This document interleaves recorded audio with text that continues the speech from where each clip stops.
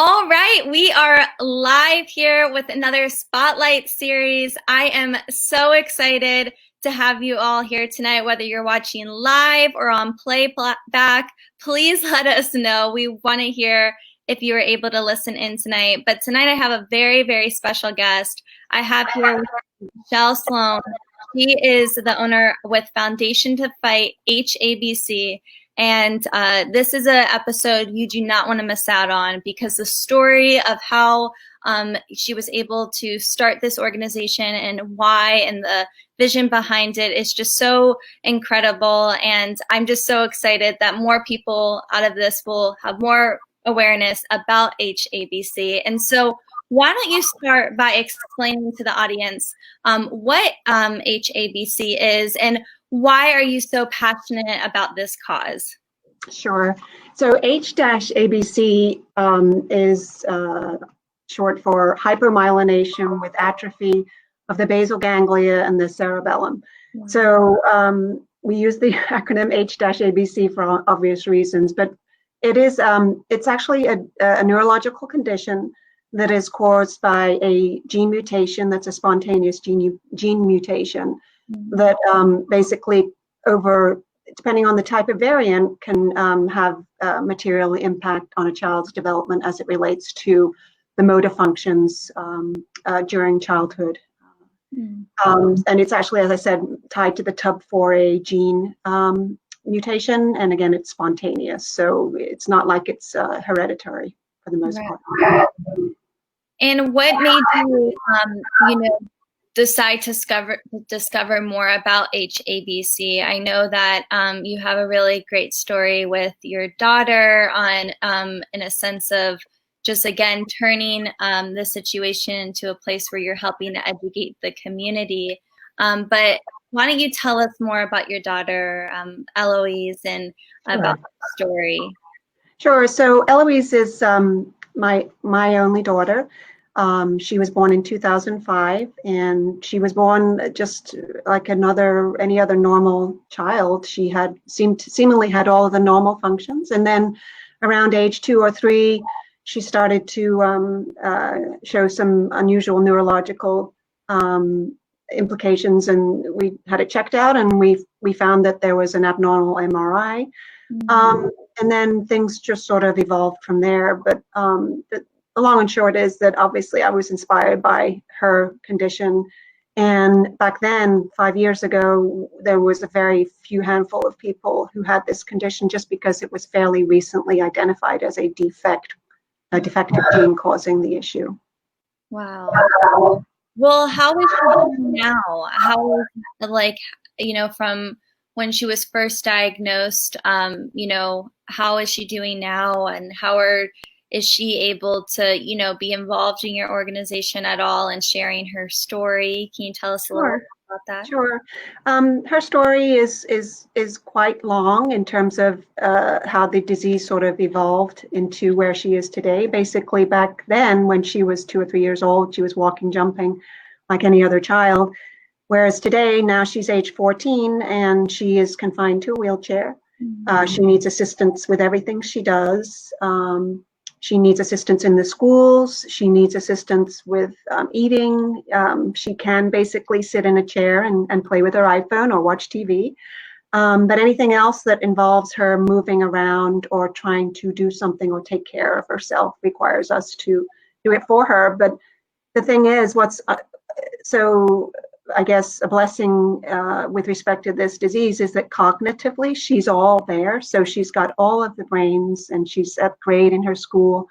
It's just her ability to express herself, and that's the gene defect mutation of the cause, is actually signals from the brain to the body and how to actually move, and it affects speech and other aspects over time. But she otherwise is very happy, and she's very, we do a lot with her, and she's actually involved in a lot of our fundraisers. We bring her along. If I had, I would have included her in this video, but she's sitting on her phone right now playing games. So, but she's very happy, and that's a blessing. It really is a blessing for us. Yeah, absolutely. And, something that you mentioned was that when she was born, this wasn't really a common, it's very rare of Yeah. this, having this disease. And so, what barriers did you find for accessing information and services for her in, your personal fight against this, Yep. HABC? Yeah, it's a very good question because back then, if you were to Google HABC, you were lucky if you found anything. In fact, we would, when we went to the doctors before we actually got the diagnosis, of course, they just treat the symptoms, and we continue to treat the symptoms at this time. But none of the doctors have ever heard of the gene. In fact, I think it was just identified the year before. So the challenge that we have is that there's more and more people are coming forward with children because they're getting tested through the gene testing, which is actually how we got it diagnosed when she was 8 years old. Wow. But there's a lot of families out there that have been, sort of going around trying to figure out, what is causing this, what is the diagnosis, and it's gene testing that eventually allows somebody to be diagnosed. But since then, over the last 5 years, there's a lot more out there. There's a lot more literature out there. Our name is out there. We are part of NORD now, so also we're a resource in terms of when families come forward. And there are other nonprofits out there that are tied to our same condition that we're working together as a community to raise awareness and to also here as well as in Europe to be a resource to families, to help them to, and to help to let them know what the status is and what we can do and what's going on with the research. Yeah. What activities and strategies did you do to have those partnerships and to help increase the awareness, from having that starting point of being able to Google it and hardly anything come up to now even your organization being a prominent name and helping advance that education? What things have you been doing, that was helping to contribute to advancing that information to get to the public? Was there fundraisers or? Sure. I mean, we started at the community level when we first knew of our daughter's diagnosis. First, we sort of try to adjust to it, and then we decided, look, as several other families have done the same thing, we can't just sit back and do nothing. So we immediately formed the 501c3, and I think that is an extremely important move because it gets you obviously the notoriety as well as in front of people in the industry. And we actively just started to try to get the word out there at our community level, and we did annual fundraisers within our community, and we raised about 100,000 a year. In support of some amazing people in our community, and then just sort of branched out for there. I think part of the challenge is because we're so extraordinarily rare. We started out back then with 86 children diagnosed. Now we're at 150 known cases. However, we do believe there's many more out there because one, they're not diagnosed, or two, they just haven't come forward and been able to get the diagnosis. So we believe there's a lot more out there because of the fact that it's becoming more and more prevalent, that people are realizing now there's an identified gene defect with it. But I think with that, the word getting out there and just basically grassroots, that's what we've done. We've started grassroots. We've engaged with another group of families like us in England. There's other families in the US that we've all sort of accumulated came together in terms of supporting each other, and then there's obviously families in Europe too. So we're actually routinely getting together and trying to figure out ways to raise awareness and to help with the fundraising. Yeah, it's become a point now where, like you said, there's more cases and there's probably even more, but it's one of those situations where maybe that was something that someone had, but they didn't even know what it was. So they weren't able to be diagnosed with it. And so because of your organization and because now people are able to work together, you at least can work through it together and can really sympathize with each other to know, I know what you're actually going through. Right. And, hey, these are the strategies that are working for me. These are strategies that are working for you. And, with that, and I love that you work with families and have worked with families in England and whatnot. Do you have a personal story from a family that has, used your organization as a way to help, their own family kind of work through all of the challenges that come with this disease? Yeah, I mean, I've had people come forward in throughout the world, literally, have gotten our name and have looked us up online through our website, and have we've had people contact us from other countries about, hey, what do I do about physical therapy? I'm not an expert, but I certainly try to connect them with the experts at the research hospital, which is currently underway at Children's Hospital of Philadelphia. And then, I have other families that come in and they ask questions like, okay, so what about this? I mean, who can you connect me to help answer some questions? And then, of course, we've had some family conferences, and we've helped bring families literally from across the other side of the globe to come here and supported them in their travel costs and that sort of thing. So we're all kind of coming together. And all becoming pretty well versed in the gene defect and in the condition. And we're all, believe it or not, families are probably more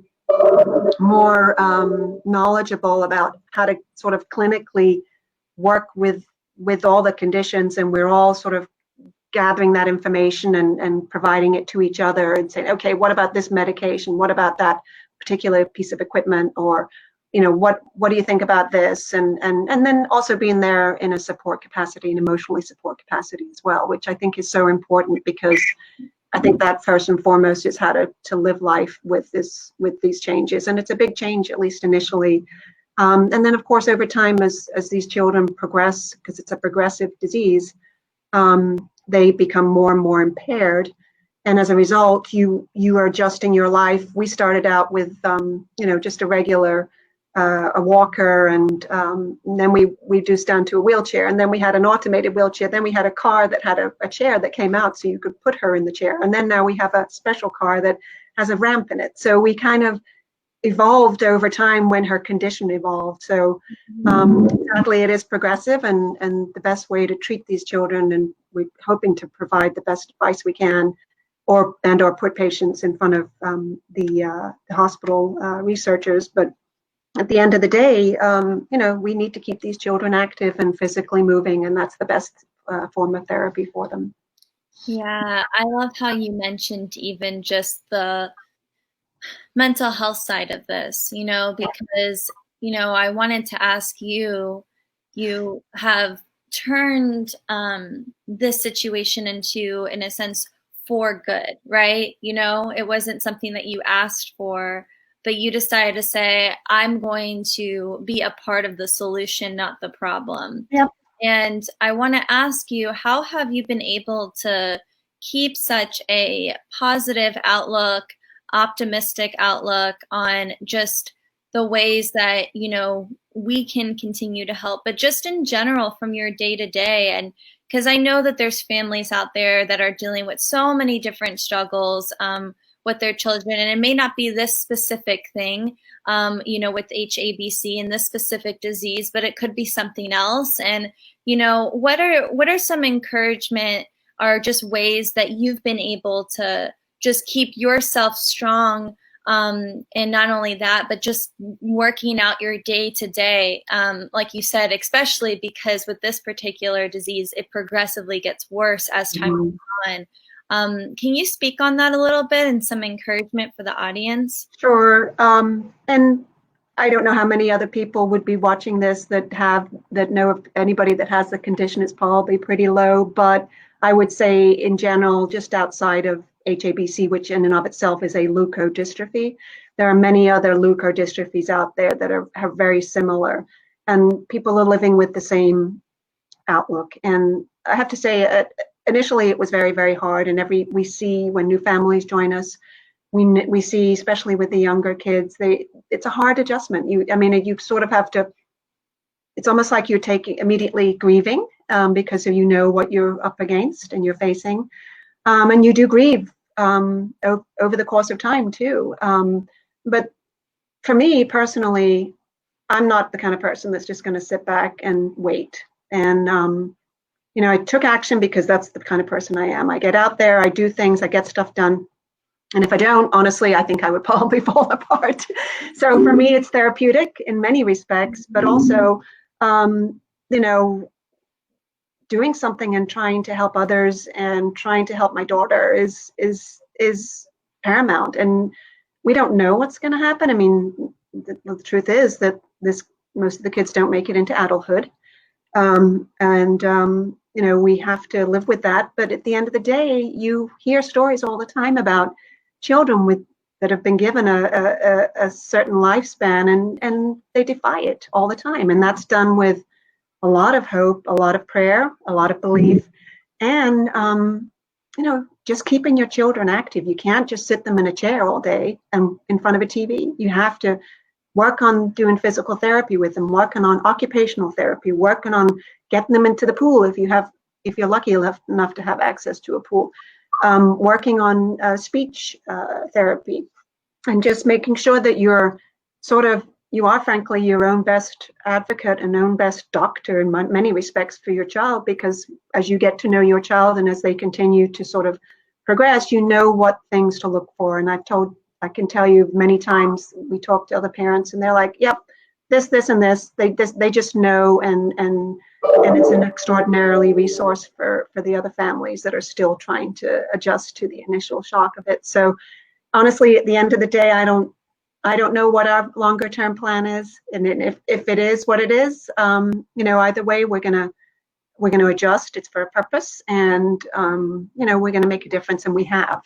And so that's my objective, is to try and make a difference, and to try to eventually get the researchers to a place where they can find a cure. Yeah. So incredible. And it's something that everyone can take away from, because to be honest with you, no one knows when their time is up. No one. Mm-hmm. Yep. Really not in our hands. So, I mean, anything could happen at any moment. It's just, in these types of circumstances, we have people who are trying to give an estimate on, like no one's going to just put an estimate on me to say, well, I know you're really sick, so this is your time period. Right. I know you're really healthy, so I think it's this time period. No, it's just adapting the mindset of, staying on the offense of this, saying I'm going to, I'm not going to let this, respect what the doctors say, but not let it define my outcome. Because exactly. Anything, there are always those situations where people are going against what anyone has ever told them on a sense of lifespan when it comes to cancer or anything and any type of disease. And so I will be believing with you, and I have full confidence that that she will be able to get through this as well and defy the odds for whatever comes her way. Thank you. Definitely agree with that. And what can we do as a community? How would you like to see happen in the coming years to help advance your support? There's so much that has happened so far, and we've come so far as, I guess, in a sense of community, from the efforts that you've made, from not being able to have anything on Google to now having all these resources. What would you like to see happen in the future, and how can we be a part of this in helping? So one of the challenges that us in the rare disease space have is that it doesn't get the recognition. I mean, as a whole, as a community in the rare disease space, there's a lot of, if you put all the rare diseases together, there are a lot. Mm-hmm. But when you're down to one particular condition like ours that has 150 kids and growing, but it's still extraordinarily rare, that we're not getting recognition. I mean, I can't tell you the amount of times I've gone to events, or I've gone to a gathering, and you hear about all these household names of charitable and very worthy charities, I must say, but they're obviously reaching out and impacting hundreds and thousands of people, whereas we're not. So as a result, we don't get the recognition and the attention that we need. And just because a child or a rare disease is rare and impacting so few people, it doesn't mean that it's still not worthy of recognition. And the challenge that we have is that when we're reaching out to those that might be interested in helping, I think a lot of them do want to help, but I think they want to have a greater impact. And what I'm suggesting is that I think we can have a greater impact. From what we're learning in the research, we can impact other leukodystrophies. We can make a difference for those other children out there, because what they're doing in this research space is applicable to other conditions. It's very much applicable. So if they can prove what for our particular condition, if they can prove it, they can apply that same approach to others. So the cumulative effect is amazing, and I have to say that's my biggest request. If I had one, would be, please consider us. Please can give us the time of day, because we have a lot to give, and we have a lot of really sweet children to help, and I think that's important, is to help children. Yeah, I love that you say, because just because not tens of thousands or millions of children are fighting this doesn't make it any less important if there's 150, even if it was just one child that was fighting this. It's just as important as those other causes. And so I love that as a challenge. I want our audience to say, okay, like, we can do this, we can be a part of helping. And that's just by, spreading the word. And can you touch on some other ways that we can help by, funding you? Like, how are you currently funded? Is there ways that we can help monetarily? And just any strategic ways that, we'll be listing this in a recap. So anything that we can do to help, support you to get to that place. So, we have reached out to the community, and we've had an amazing support from our community, but it's at a funding level that's fairly limited. And the stage that we're at with the research that's currently underway, we need to be able to get in front of major donors, those philanthropists that are interested in helping children with rare diseases, and or those that are in this business, anybody that's in the pharmaceutical business, others in the biotech business, anybody that's maybe somehow directly or indirectly connected to rare diseases and or children. So our objective, now that we've sort of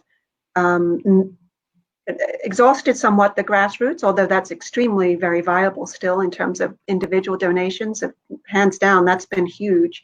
We're at a place now, because of the next research level and funding level that's required for the research, that we need to attract some fairly big donations. And so our purpose, our focus right now, is to get in front of those corporations or private foundations that are looking to help children, and again, helping a group of folks that are struggling to get the attention, I think, is a huge way to give, and that's our hope for the next 1 to 2 years.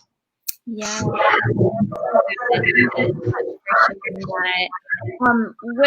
Where can people connect with you? What's your website, maybe your email address, or however people can connect with you if they want to follow up and have more questions? Sure. In place. So our website is h-abc.org. That's H as in happy, dash, A as in apple, B as in boy, C as in cat.org. And my email address is contact@h-abc.org. And that's the best way to get a hold of me. That's great. Everyone who's listening in, they're also on our site. So even if you weren't able to write this down quickly, we'll have it in the recap. And then they are also on, just go to letsglue.com, head over to our community page, and they are listed there as well, with ways to follow up with them too. So, well, thank you so much, Michelle. I really do appreciate you coming on here and sharing about this incredible organization to fight this really, this disease that really doesn't matter how many numbers, it's impacting a lot. In my opinion, if it's impacting anyone, it's impacting a lot of people. So I just really do appreciate you coming on here and sharing your heart and, just helping us get into ways to help support you. And if there's anything that you need, of course, we're here to help you. And thank you everyone for watching and tuning in this week. If you have any questions or anything, feel free to reach out. But other than that, is there anything else that you want to say that we haven't covered, or? No, I just wanted to personally thank you for reaching out, and really excited to be part of this. Thank you. Of course. All right, everyone. Well, we'll see you next Thursday. Take care.